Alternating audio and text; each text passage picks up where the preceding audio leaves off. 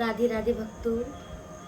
एक भक्त की कहानी है छोटी सी, जिसका नाम था भोंदू, भोला वाला। एक भोंदू रहता था जो कि गाय की सेवा करता था, गैयों को चारा खिलाता था, उनकी सेवा करता था। वो जिस आश्रम में रहता था वहाँ के गुरुदेव शाम को सत्संग करते थे, तो वहीं पर सब बच्चे जाकर सुनते थे। तो एक दिन गुरुजी सुना रहे थे कि ठाकुर जी भांडीर वन में गैया चराने आते हैं। तो भोंदू बैठा हुआ था। जैसे ही गुरुदेव ने कहा कि ठाकुर जी भांडीर वन में गैया चराने आते हैं, तो भोंदू के कान खड़े हो गए। वो सुनने लगा और गुरुदेव से बोला, गुरुजी ठाकुर जी भांडीर वन में आते हैं? तो गुरुदेव बोले हाँ। तो बोले, बताओ गुरुजी कि ठाकुर जी कैसे दिखते हैं? तो गुरुदेव बोले, आओ बैठो। तो भोंदू बैठ गया। तो गुरुजी बोले कि सिर पर मोर मुकुट धारण करते हैं, कानों में कुंडल पहनते हैं, एक कान में कुंडल पहनते हैं, एक में नहीं पहनते हैं।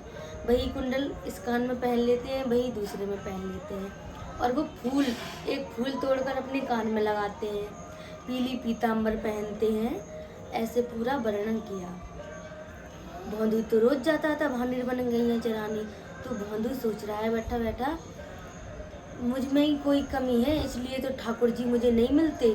जब गुरुदेव कह रहे हैं कि भांडीर वन में ठाकुर जी गैया चराने आते हैं, तो आते होंगे।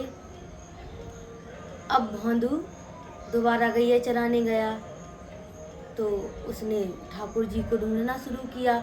कहीं पेड़ के ऊपर देखता, कहीं पेड़ के नीचे देखता, सोचता कि गुरुदेव कहते हैं चंदन की खुशबू आती है उनमें से सुंदर सी, कहीं दिखाई नहीं दे रहा है। सबरे देखता रहा, थक गया, चरण निराश होकर बैठ गया। उसको लगा कि मुझे ही नहीं मिला, मुझ में ही कोई कमी होगी, मैं ही उनके सामर्थ्य नहीं हूँ जो मुझे ठाकुर जी नहीं मिलते। भोंदू को लगता था कि शायद ठाकुर जी सबको दिखते हैं, उसे पता ही नहीं था। बस जैसे ही हार थक के बैठा हुआ, सामने से देखा कि बहुत सारी गैया आ रही हैं। तो भोंदू ने देखा, ऐसी गैया तो मैंने कभी नहीं देखी, जिनके कानों में सोने के कड़े लगे हुए हैं, गैया चमक रही हैं। तो गैयों को देख रहा था।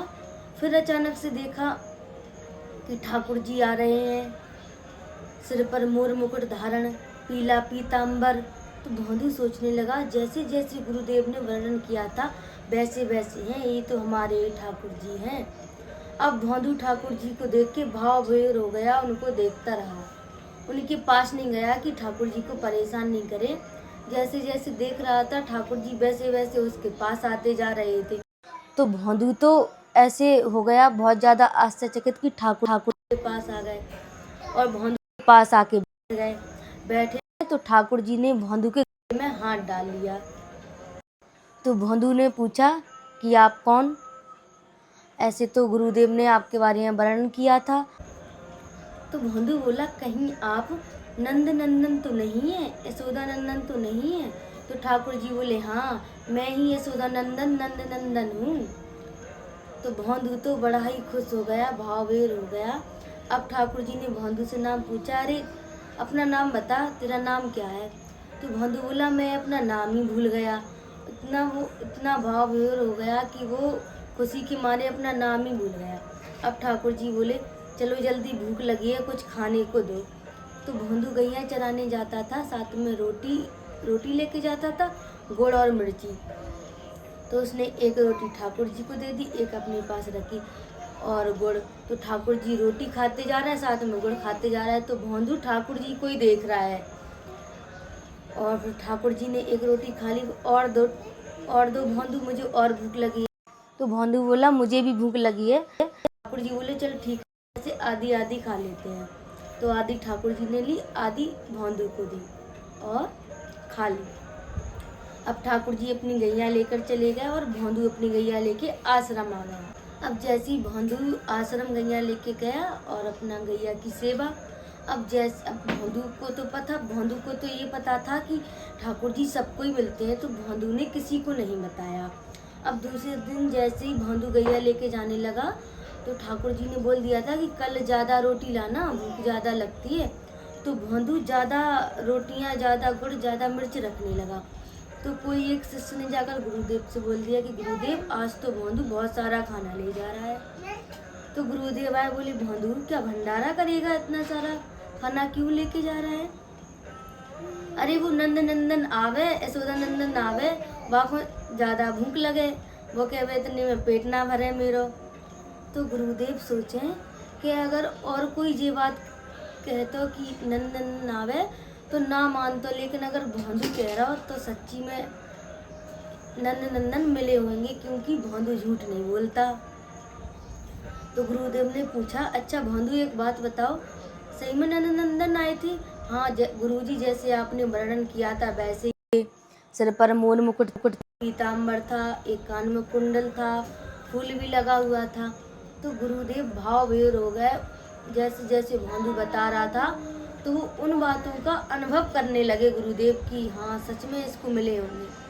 तो गुरुदेव ने सोचा, अगर इसने चरण के दर्शन बता दिए तो मैं मान लूंगा कि यशोदा नंदन ठाकुर जी इसके पास आए थे। तो गुरुदेव ने बोला, भोंदू भोंदू ये बता कि चरण चरण से थे? ने तो देखे ही थे भोंदू ने। तो भोंदू बोला, गुरुजी उनके चरण कमल जैसे थे, उनके चरणों में निशान थे, वो चलते थे तो निशान बन जाते थे, उनकी नाखून जैसे कमल की पराग होती है ऐसे। तो गुरुजी की आंखों में अश्रु आ गए, वो समझ गए कि ठाकुर जी इसको मिले हैं। तो गुरुदेव बोले, भोंदू मेरा एक काम करेगा? तो भोंदू तो आश्चर्यचकित हो गया, बोले हाँ गुरुजी बोलो, तू अपने ठाकुर जी को मेरे पास आश्रम में लाएगा? तो भोंदू बोला, हाँ लाएंगे।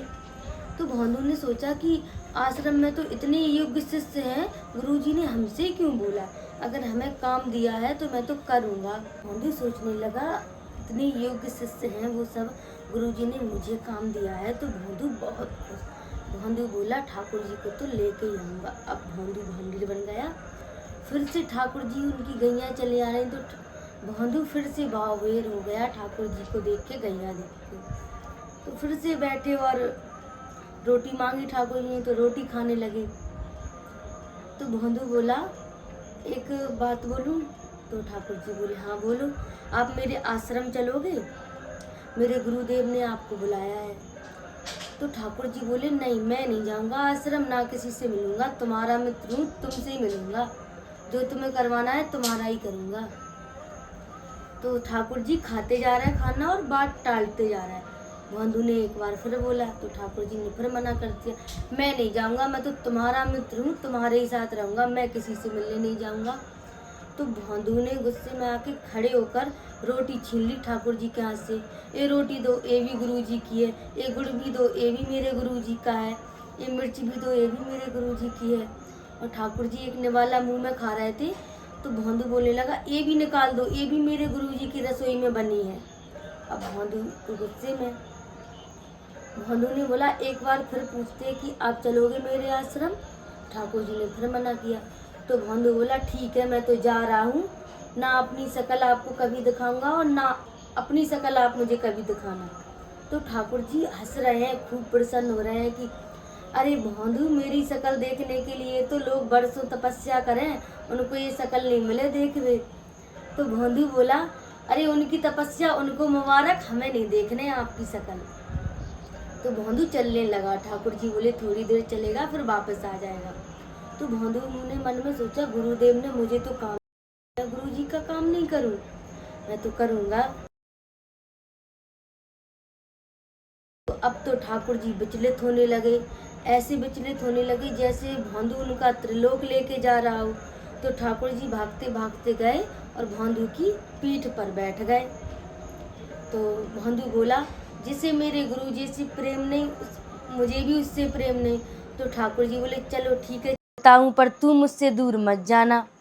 तो वो उनकी पीठ पर बैठे जा रहे हैं। अब गुरुदेव तो आंखों में अश्रु और इंतजार कर रहे हैं कि कब भोंदू आता है, क्या पता ठाकुर जी आश्रम आएंगे भी या नहीं आएंगे। जैसे ही गुरुदेव ने देखा कि भोंदू के पीठ पर ठाकुर जी बैठ के आ रहे हैं, तो गुरुदेव तो भावुक हो गए और सबसे पहले भोंदू को प्रणाम किया। और गुरुदेव बोले कि मैंने तपस्या की, घर परिवार छोड़ा, वैराग्य लिया, इतना भजन किया, मेरे पास कभी ठाकुर जी नहीं आए। और देखो ठाकुर जी इसकी भोंदूपना पे रीझ गए, इसकी सरलता पे रीझ गए। वाह रे भोंदू, गुरुदेव ने भांदू को प्रणाम किया। राधे राधे। तो इस कथा से क्या सीख मिली कि इतना सरल स्वभाव भांदू का, गुरुदेव ने बताया, गुरुदेव ने वर्णन किया, तो भांदू को लगा कि गुरुदेव की वजह से हमें ठाकुर जी मिले हैं, कि गुरुदेव के लिए वो ठाकुर जी को छोड़ने के लिए तैयार हो गया था कि मैं तो जा रहा हूँ, अगर आप मेरे गुरुदेव के पास नहीं चलोगे। तो देखिए कितना सरल स्वभाव, गैया की सेवा करता था, ना कोई तप ना कोई भजन, उसको ये था कि ठाकुर जी मिलेंगे, उसको ये पता था कि ठाकुर जी सबको मिलते हैं। तो हमें भी ये सोचना है कि एक ना एक दिन हमें भी ठाकुर जी मिलेंगे, तो अपना भाव और सरलता बनाए रखें और अपना भजन करें। राधे राधे।